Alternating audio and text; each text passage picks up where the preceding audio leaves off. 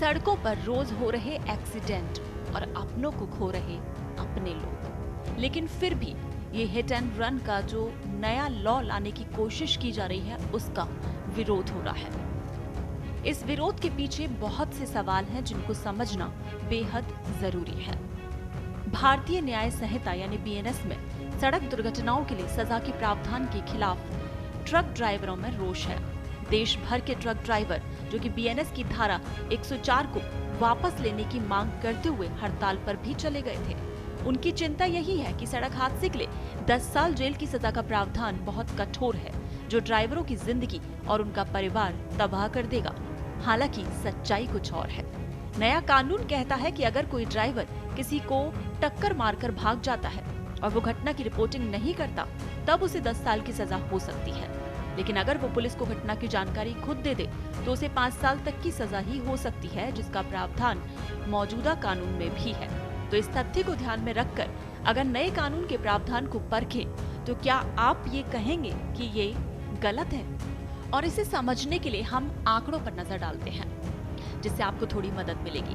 Delhi police के आंकड़ों के अनुसार वर्ष 2022 में दिल्ली में सड़क हादसों में जितनी मौतें हुई उनमें 47% यानी करीब आधे मामलों में ये पता ही नहीं चल पाया कि आखिर टक्कर किसने मारी। इसे ही कहते हैं हिट एंड रन केस, मारो और निकल लो। सोचिए, अगर ड्राइवर की जिंदगी और उसका परिवार है तो क्या हादसे में जान गंवाने वालों की जिंदगी और उनके परिवार का कोई महत्व नहीं? कानून सिर्फ यही कहता है कि अगर हादसा हो गया है तो इसकी जानकारी पुलिस को दे ताकि पीड़ित को जान बचाने की कोशिश की जा सके। अगर ऐसा हुआ तो निश्चित रूप से सड़क हादसों में मौतों की संख्या बहुत हद तक नीचे आ सकती है, कई जिंदगियां बच सकती हैं, कई परिवार एक झटके के बाद दोबारा उबर सकते हैं।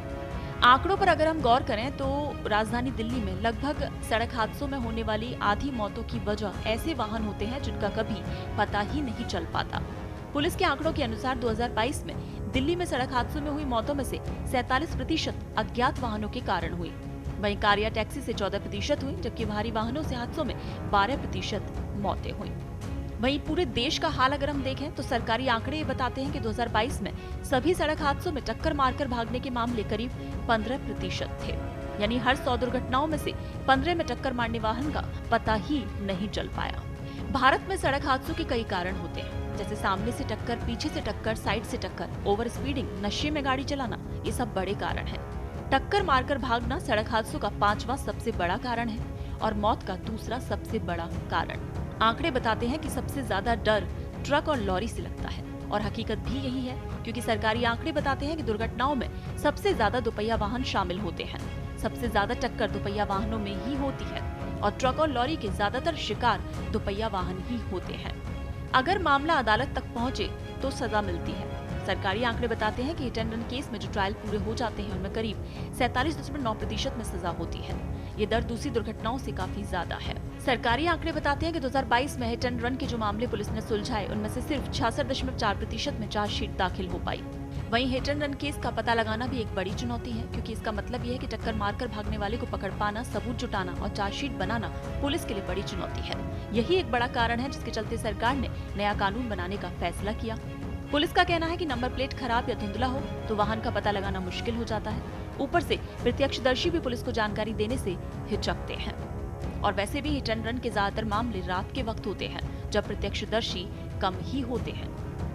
तो ऐसे में ये समझना बहुत जरूरी है कि ये जो नया कानून है हिट एंड रन का, वो हमारे लिए सही है या गलत।